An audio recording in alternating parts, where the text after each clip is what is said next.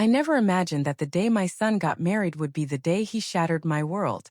There I was, standing in the middle of the grand barn on our family ranch, the very place my late husband and I had built with our own hands decades ago. The air was filled with the scent of fresh hay and blooming wildflowers, and the soft glow of string lights hung overhead like stars brought down to earth.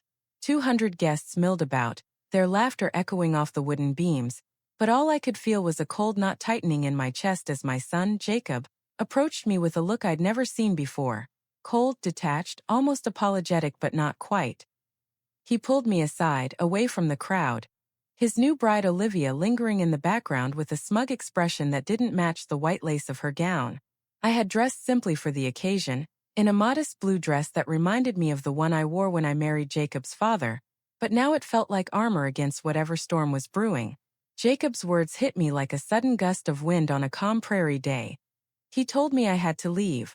"You make Olivia nervous," he said, his voice low but firm, as if that explained everything. Nervous? Me? The woman who had raised him single-handedly after his father passed away from that long illness, the one who had poured every ounce of love and sweat into this land to keep our family afloat? The guests turned their heads, whispers rippling through the crowd like waves on a pond. I could feel their eyes on me, pitying, curious, judgmental. My cheeks burned with humiliation, but I held my head high, refusing to let tears blur my vision. This ranch wasn't just a venue for their wedding. It was my home, my legacy, the place where I'd buried my husband's ashes under the old oak tree that shaded our porch. Yet here I was, being escorted out like an unwelcome stranger. As I walked down the aisle they'd decorated with petals, the path felt endless, each step echoing my breaking heart. The door closed behind me with a finality that made my knees weak, and I found myself alone in the twilight, the sounds of celebration muffled but still piercing. That night I didn't cry. I sat on the porch of the small guest house I'd moved into after Jacob insisted on taking over the main ranch house for him and Olivia. The stars twinkled above, indifferent to my pain, and I sipped a cup of chamomile tea, letting the warmth seep into my bones. Memories flooded me. Jacob as a boy running through the fields, his laughter pure and untainted. How had it come to this? Olivia had entered our lives like a whirlwind 2 years ago, charming at first with her city ways and bright smiles. But I'd noticed the shifts, the way she eyed the property during visits, asking pointed questions about deeds and values. Jacob, smitten, had brushed off my concerns, calling me overprotective. Now it seemed she had won him over completely. The next morning the phone rang early, jolting me from a restless sleep. It was Jacob, his tone brusque, demanding the keys to the storage shed where we kept the old farm equipment and family heirlooms. "Olivia thinks it's time we reorganize," he explained, but I heard the undercurrent: control. She wanted the land, the money, everything that represented security in our rural life. My heart ached, not just for the betrayal, but for the boy I'd raised who now seemed a puppet in her hands. I handed over the keys without a fight, watching from the window as their car pulled up, Olivia stepping out in designer jeans that looked out of place on our dusty driveway. But as I watched them drive away, a resolve hardened inside me. In the quiet of my little house, I pulled out the letter my husband had left me, sealed in an envelope I'd kept hidden in my dresser drawer. He'd written it in his final days, his handwriting shaky but his words clear. A warning about protecting our legacy, and instructions that could upend any greedy plans. I hadn't opened it fully until now, but skimming it again, I knew it held the key to everything. The real fight had begun, not with shouts or accusations, but with quiet determination. Olivia thought she could erase me from this story, but she didn't know the depths of a mother's love, or the secrets buried in the soil of this ranch. As the days turned into weeks, the exclusion deepened. Invitations to family dinners ceased, and when I ventured to the main house, Olivia's presence loomed like a shadow, her suggestions turning into commands. Jacob avoided my eyes, busying himself with chores that once bonded us. I felt the isolation keenly, like a fence being built around my heart. Yet I didn't lash out. Instead, I tended to my garden, the one spot on the property that remained mine, watching the vegetables grow as if they mirrored my patience. Whispers from neighbors reached me. How Olivia boasted about renovations, turning our rustic home into something modern and impersonal. It stung, but I held on to that letter, knowing the time would come. One afternoon, while sorting through old photos in my guest house, I stumbled upon a picture of Jacob's father and me on our wedding day, standing under that same oak tree. The memory brought a bittersweet smile. We'd faced hardships together, droughts, financial strains, but always with unity. Now alone, I wondered if Jacob would ever see the truth. The conflict brewed silently, my internal struggle warring between forgiveness and justice. Pride told me to walk away, but love anchored me here. Each day the tension built, small incidents piling up like storm clouds. A locked gate I once had free access to, bills redirected without my input. By the end of that first month, the escalation hit a peak when Olivia sent a formal notice through a lawyer, claiming parts of the land as marital property. My hands trembled as I read it, the paper crisp and cold. This wasn't just about a wedding slight. It was a calculated move to strip me of my home. But as I folded the letter away, tucking it beside my husband's missive, I felt a spark of defiance. The climax of this chapter in my life loomed, but I wasn't ready to reveal my hand yet. Instead, I whispered to the empty room, reaffirming my strength. The ranch, with its rolling hills and whispering winds, seemed to echo back my resolve. Little did they know, the woman they dismissed held the power to silence them all.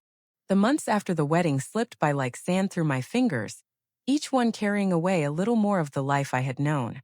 I stayed in the guest house, a small building tucked behind the main ranch house, close enough to hear the hammers and saws as Olivia turned our home into something sleek and unfamiliar. New paint covered the weathered wood my husband had planed by hand.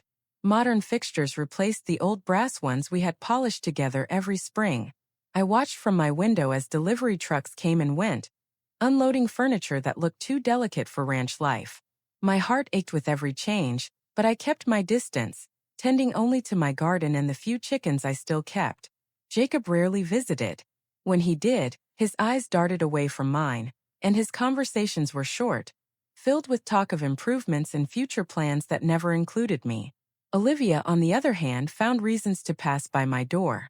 She would pause, offer a tight smile, and mention how busy they were, how the ranch was finally reaching its potential. Her words were polite, but underneath them I felt the sharp edge of triumph. She believed she had won. She thought that by pushing me out of the wedding, out of the main house, out of their daily lives, she had cleared the path to everything my husband and I had built. What she didn't know was that I still held the deed to the land in my name alone. My husband had seen to that years before he passed. The ranch wasn't Jacob's yet, and it certainly wasn't Olivia's. It was mine, every acre, every fence post, every blade of grass. But I had never waved that fact like a weapon. I had always assumed my son would inherit it naturally in time when he was ready. Now, watching the way things were unfolding, I began to understand why my husband had insisted on keeping the title solely in my name until I chose otherwise. The lawyer's notice arrived on a crisp autumn morning, the envelope thick and official.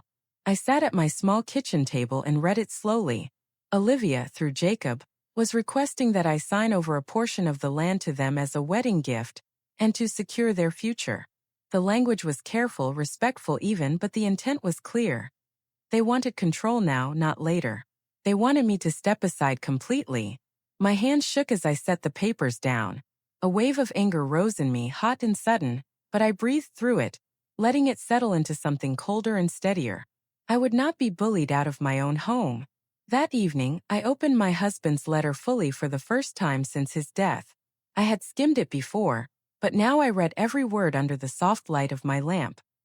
He had written it during his final weeks, when the pain was constant but his mind was still sharp.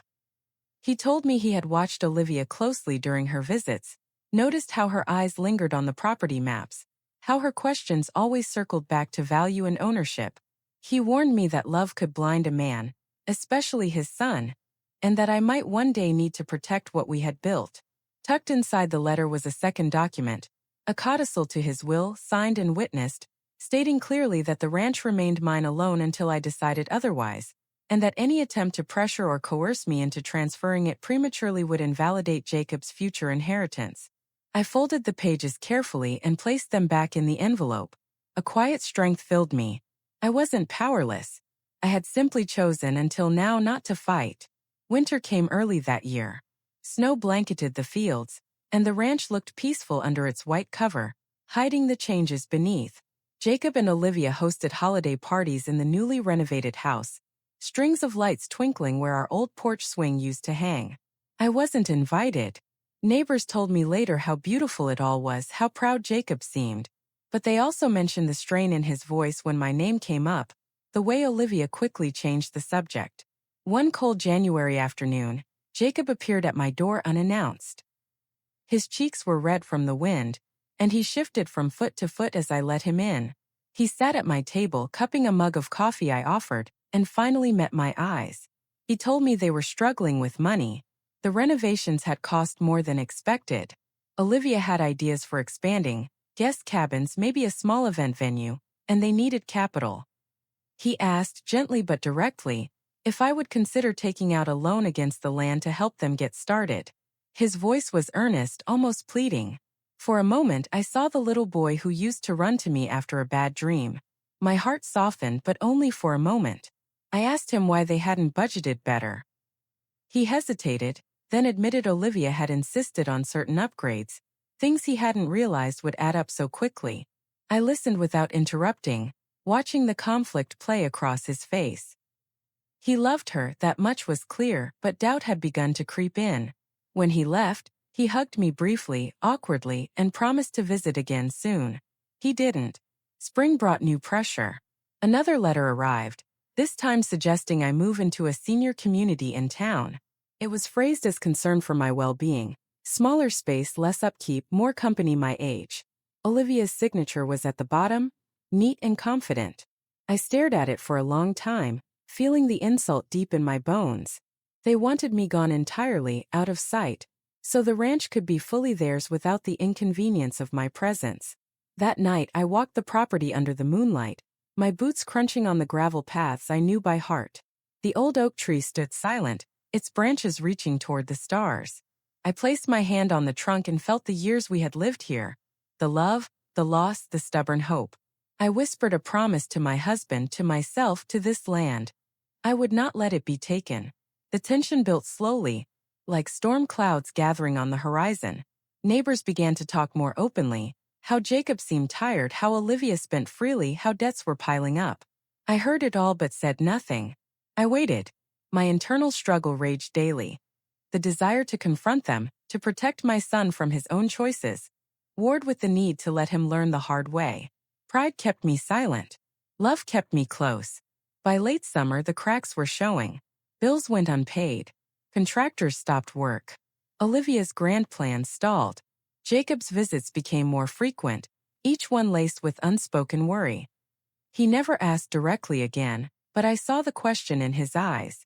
I offered no solutions, only quiet listening. The stakes had risen higher than any of us could have imagined that wedding day, and the real confrontation was drawing near. I held my husband's letter close, knowing the moment to reveal it was coming, but not yet. Patience, I reminded myself, was the strongest weapon I had. The first cracks in their perfect picture appeared quietly, the way ice begins to fracture on a frozen pond, small lines that spread without warning. It started with the canceled contractors. One by one, the crews stopped showing up. The half-finished guest cabins stood like skeletons against the skyline, their frames exposed to the wind and rain. Word traveled fast in our small community. Suppliers hadn't been paid. Liens were filed. The bank sent letters that Jacob intercepted before Olivia could see them, but nothing stayed hidden long on a ranch this size. I watched it all from my guest house window, the same way I had watched storms roll in across the plains for decades. I felt no joy in their trouble, only a deep aching sadness for the son who was drowning in choices he couldn't yet admit were mistakes. Jacob's truck appeared more often in the driveway now, but he came alone. His shoulders slumped as he walked the fields, checking fences that needed repair, staring at equipment that sat idle for lack of fuel money. The confident stride he'd had on his wedding day was gone, replaced by the weary gait of a man carrying too much. Olivia's frustration grew louder. Her voice carried on the wind when she thought I couldn't hear. Sharp words aimed at Jacob about promises not kept, about how he had assured her this land would fund their dreams. She spent hours on the phone with lenders, her tone shifting from charming to desperate. Credit cards were maxed. The sleek new furniture in the main house began to feel like a weight rather than a triumph. Neighbors told me she had started selling off small pieces of equipment at auction, pieces my husband had maintained meticulously for years. Each sale felt like a piece of him being chipped away. One October evening, as the leaves turned gold and red, Jacob knocked on my door after dark. Rain pattered on the roof and he stood there soaked, hat in hand. I let him in without a word and set a towel and hot coffee before him. He didn't speak at first, just stared into the steam rising from the mug. When he finally looked up, his eyes were red-rimmed. He told me everything then: the second mortgage they'd taken out without telling me, the loans against future crops that never materialized because the new irrigation system remained half-installed. Olivia had convinced him it was all an investment, that the returns would come quickly once the event venue was complete. But the bookings never came. People in town remembered the wedding, remembered me being asked to leave, and word had spread. No one wanted to celebrate on ground that felt stained by family discord. He admitted he had signed papers giving Olivia power to make financial decisions for the ranch operations. He thought it would make her feel secure. Instead, it had given her freedom to spend without restraint. Now the accounts were empty, and foreclosure notices loomed. His voice broke when he said her name, a mix of love and bewilderment that tore at my heart. I listened without judgment, my hand resting lightly on the table near his but not touching. When he finished, the silence stretched long between us. Finally, he asked if I would help. Not with money.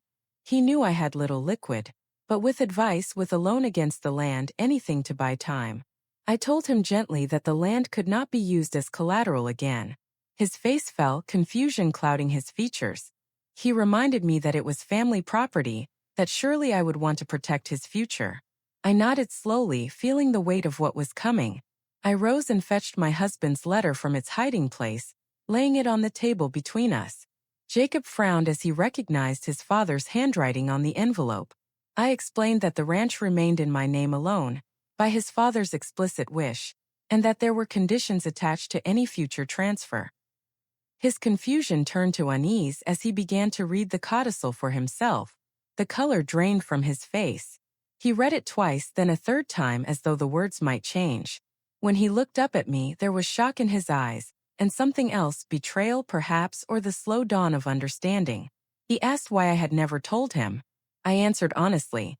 Because I had hoped he would never need to know, that love and trust would guide him better than legal safeguards. But his father had seen farther than I wanted to believe. Jacob left that night without another word, the rain still falling hard. I stood on the porch long after his truck disappeared, feeling the chill seep into my bones. The internal war inside me raged fiercer than ever. Part of me wanted to rush after him, to soften the blow, to shield him from the consequences. The other part, the part tempered by years of loss and hard-won wisdom, knew this pain was necessary. He had to feel the full weight before he could set it down. Winter returned, harsher this time. Snow piled high against the unfinished cabins. The bank foreclosed on the second mortgage, taking the new equipment and vehicles. Olivia's city friends stopped visiting. Her social media, once filled with glossy photos of ranch life, went quiet. Jacob took extra jobs in town to keep food on the table. I saw the exhaustion in him each time our paths crossed, hauling hay for neighbors, repairing fences for wages that barely covered fuel. One February morning, a moving truck appeared in the main driveway. I watched from afar as boxes were loaded. Olivia emerged in a heavy coat, her face drawn and pale. She argued with Jacob on the porch, gestures sharp and angry. He stood still, taking it, until she finally climbed into her car and drove away, tires spinning on the icy gravel. The truck followed an hour later. Jacob remained, alone in the big house that now echoed with emptiness. He came to me that evening, snowflakes melting on his eyelashes. He didn't ask to come in this time. He simply stood there, looking smaller than I had ever seen him. He told me Olivia had left for good, returning to the city to stay with friends until she figured things out. The marriage was over, or nearly so. The dream she had sold him had crumbled, taking their life together with them. His voice was flat, drained of fight. When he finished, he waited, as if expecting anger or reproach. Instead, I opened the door wider and invited him in. We sat by the fire I had kindled, the crackle of logs the only sound for a long while. Finally, he asked if he could stay in the guest room for a few nights, just until he sorted out what came next. I nodded, feeling tears threaten for the first time in years, not from hurt, but from the fragile hope that something might yet be salvaged. The stakes had never been higher. The ranch stood wounded but still mine, its future hanging in the balance. Jacob's pride was shattered, his trust broken. My own heart carried scars from the long silence I had kept. Yet in that quiet evening, with snow falling softly outside, the path toward healing began to form. The climax I had waited for was near, but it would not come with shouting or accusations. It would come with truth, patiently held until the moment it was needed most. Spring arrived slowly that year, as if the land itself was hesitant to trust the warmth after such a long, bitter winter. The snow melted in patches, revealing the neglected fields and the unfinished cabins that now looked like forgotten dreams. Jacob moved into the guest house with me, bringing only a duffel bag and the quiet shame that clung to him like dust. We lived carefully around each other at first. Polite words over morning coffee, separate chores, long silences in the evenings. He took on the hardest work without being asked. Mending fences, clearing brush, repairing the old tractor that had sat unused for months. His hands blistered, then calloused again, the way they had when he was a boy learning beside his father. I watched him closely, not with judgment, but with the aching awareness of how much he had lost. The divorce papers came in April. Olivia signed them quickly, from the city apartment she now shared with a friend. She asked for nothing from the ranch, perhaps because there was nothing left to take, or perhaps because she finally understood the land had never truly been hers. Jacob signed too, his pen steady but his eyes distant. When he handed the envelope back to the postman, he didn't speak of it again. The days lengthened, and so did our conversations. They started small, talk of weather, of which fields to plant first, of the price of seed. Then one evening in May, as we sat on the porch watching the sun sink behind the hills, he asked about his father's letter. Not angrily, not defensively, but with a genuine need to understand. I fetched it from the drawer and let him read it again in the fading light. This time he lingered over every line, tracing the familiar handwriting with his fingertip. When he finished, he folded it carefully and handed it back. He said quietly that his father had been right about everything. The admission hung in the air, heavy but necessary. That night marked a shift. The walls between us began to crumble, brick by brick. Jacob started joining me for supper every evening instead of eating alone in his room. We talked about the past, not just the painful parts but the good ones too. He remembered helping his father build the barn, the pride in his small chest when the last beam was raised. I told him stories he had been too young to fully grasp. How his father and I had nearly lost the ranch in the drought of '89, how we had sold the truck and taken extra jobs to keep it. He listened with new eyes, seeing the sacrifices that had always been there, invisible to him until now. Summer brought hard work and small victories. We planted only what we could manage, corn in the lower field, hay in the upper pasture. Jacob negotiated with the bank, using his labor and the slow return of crops to chip away at the remaining debt. Neighbors, sensing the change, offered help, a borrowed mower, an extra hand during harvest. The community had never fully turned away. They had simply waited, the way good people do when family troubles need space to breathe. One afternoon in July, Jacob found me in the garden pulling weeds. He stood at the edge of the rows, hat in hand, looking uncertain. He asked if I would consider transferring the deed into both our names, not as a demand but as a request born of humility.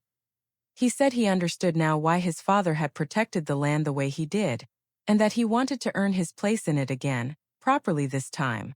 My heart swelled, but I didn't answer right away. I told him we would talk about it when the harvest was in, when the bills were paid, when trust had time to grow roots as deep as the ones we were tending in the soil. He accepted that without argument, and went back to work with renewed purpose. The ranch began to heal along with him.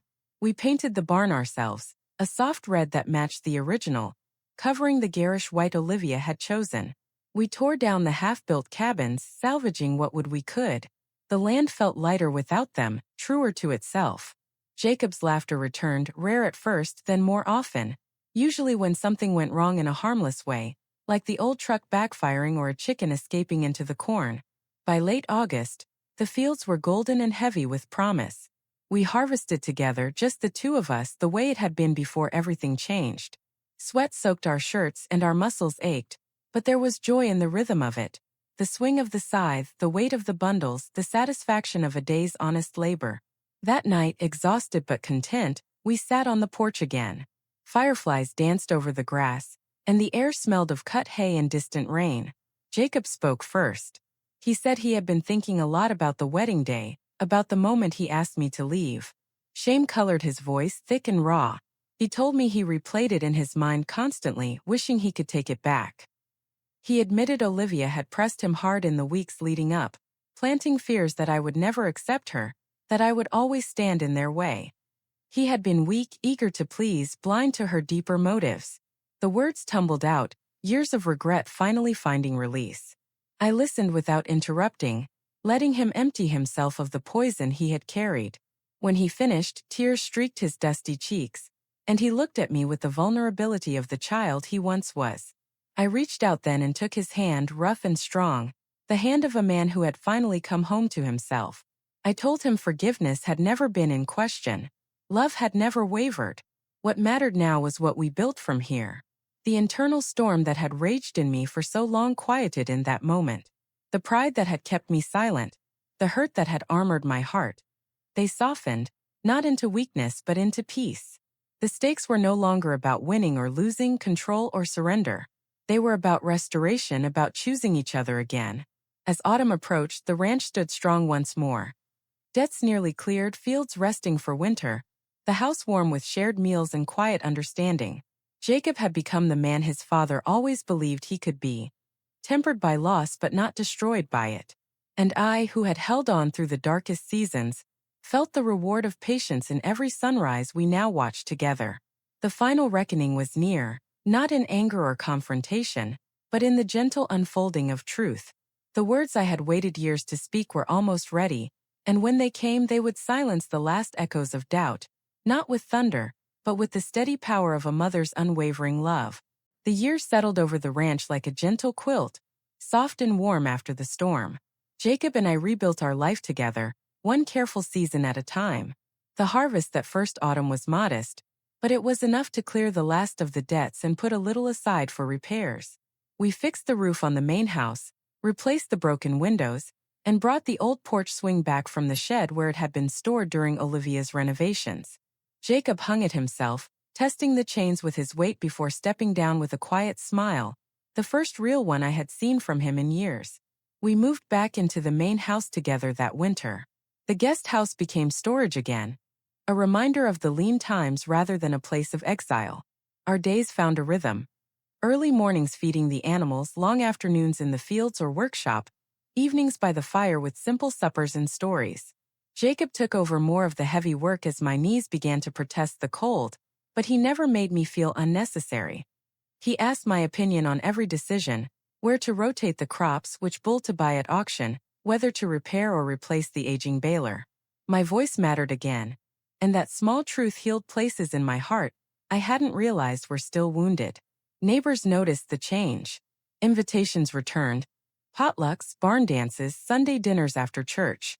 People greeted Jacob with genuine warmth now, clapping him on the back and asking how the ranch was faring. They spoke of me with respect, saying how good it was to see the place thriving under family hands once more. No one mentioned Olivia anymore. Her name had faded like an old photograph left in the sun. Jacob began to court a quiet young woman from town named Clara. She worked at the library and had a gentle laugh that reminded me of spring rain. The first time he brought her to supper, he watched my face anxiously, waiting for my reaction. I welcomed her with open arms, setting an extra place at the table and serving her the apple pie I had baked that afternoon. She fit easily into our evenings, asking thoughtful questions about the ranch and listening to Jacob's stories with real interest. There was no calculation in her eyes, only kindness. I saw the way my son looked at her, cautious hope blooming where despair had lived, and I felt peace settle deeper into my bones. One crisp October morning 5 years after the wedding day that had broken us, Jacob asked me to walk with him to the old oak tree. The leaves were turning, painting the hills in fire and gold. We stood beneath the branches where his father rested, the ground soft with fallen acorns. Jacob carried a small wooden box he had made in the shop, simple pine, sanded smooth, engraved with our family brand. Inside lay the deed to the ranch, freshly drawn up by a lawyer in town.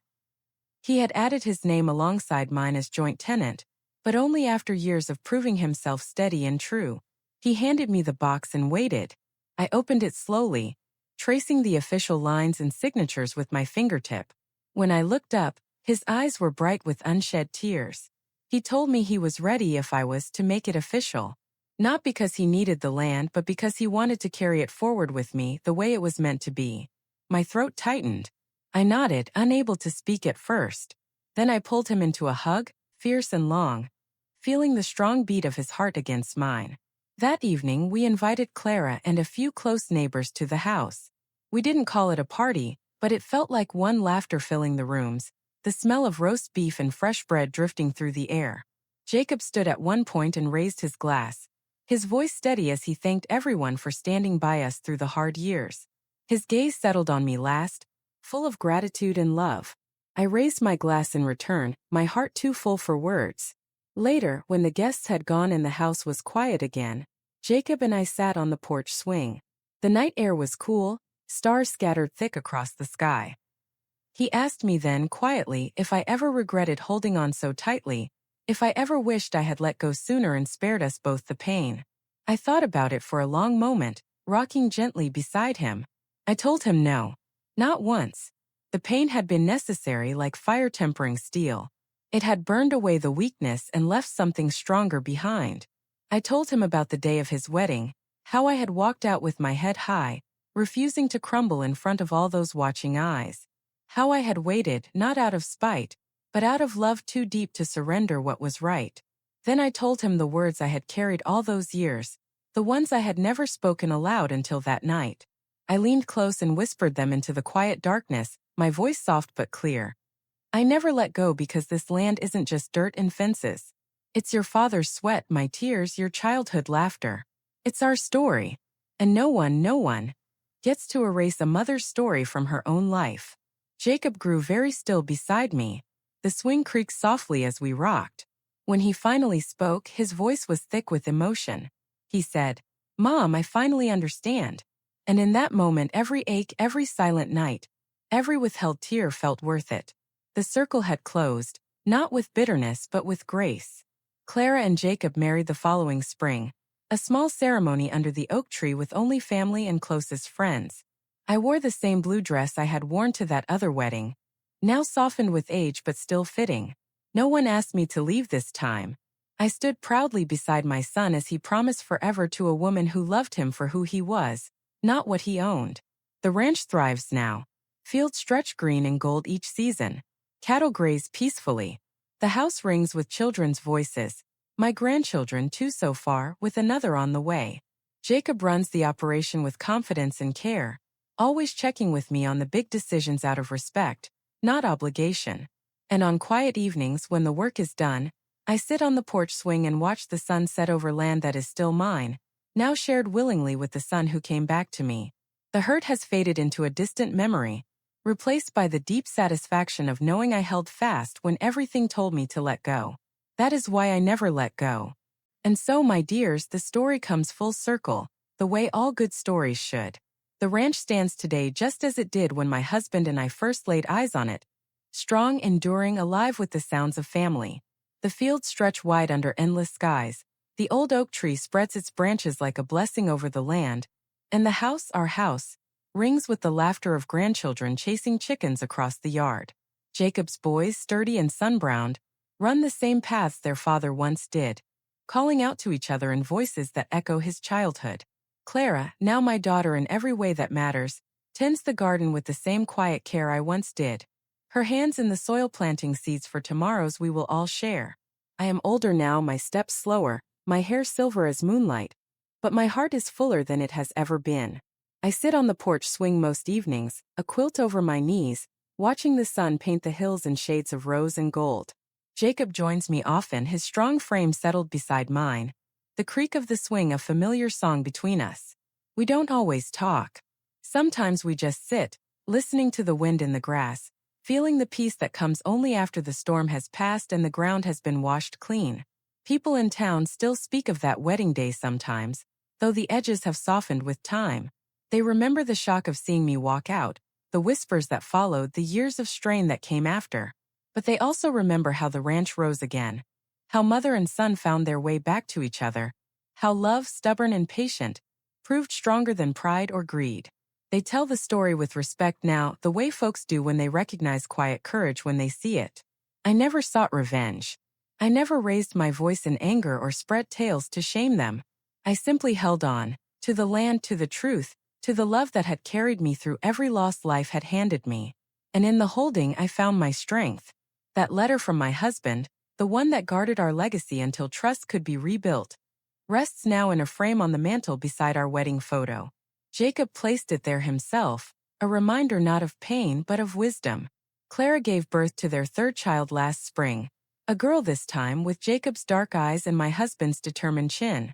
They named her Grace, and when I held her for the first time, tiny fingers wrapped around mine, I felt the circle complete. All the tears I had swallowed, all the nights I had sat alone in the guest house wondering if my son would ever truly see me, all of it led to this moment, this small warm weight in my arms, this new beginning born from everything we had endured. Sometimes, late at night when the house is still, I walk out to the oak tree alone. The stars are bright above, the same stars that watched over me the night I was sent away from my own son's wedding. I place my hand on the rough bark and whisper thanks, to my husband for his foresight, to the land for its patience, to the years for teaching us what matters most. And I think of Olivia wherever she is now. I bear her no hatred. She was a chapter, painful but necessary, that taught my son the difference between fleeting desire and lasting truth. I hope she found her own peace somewhere, though I doubt she ever understood the depth of what she tried to take. Jacob understands now. He understands in a way only loss and redemption can teach. He tells the children stories of their grandfather, of the ranch's history, of the importance of family above all else. And when they ask why Grandma lives in the big house with them, he smiles and says it's because this has always been her home, and always will be. That day on the porch years ago when I finally spoke the words I had carried so long in silence, that's why I never let go. They weren't words of triumph or bitterness. They were words of love, plain and simple. Love for my husband, for my son, for this land that holds our stories in its soil. Love that refused to be pushed aside, that waited quietly through the darkest seasons, that believed in second chances even when hope felt thin. And love won. It always does, my dears, if you give it time and room to grow. So when you face your own storms, when family turns away, when the world feels cold and unfair, remember this old woman's story. Hold fast to what is true. Guard your heart without hardening it. Forgive when the time is right, but never surrender your worth. Stand tall even when your knees shake. Walk out with your head high if you must, but never walk away from love. Because in the end, love is the only thing that remains when everything else falls away. It is the quiet strength that silences the loudest doubts, that heals the deepest wounds, that turns exile into homecoming. I never let go. And because I didn't, I have everything that truly matters. The ranch, my son, his family, my story still being written under these wide skies, with chapters yet to come. And that, my dears, is the greatest victory of all.